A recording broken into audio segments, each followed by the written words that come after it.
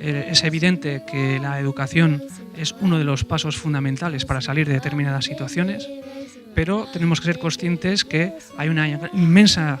cantidad de personas, 263 millones de menores, que no están escolarizados.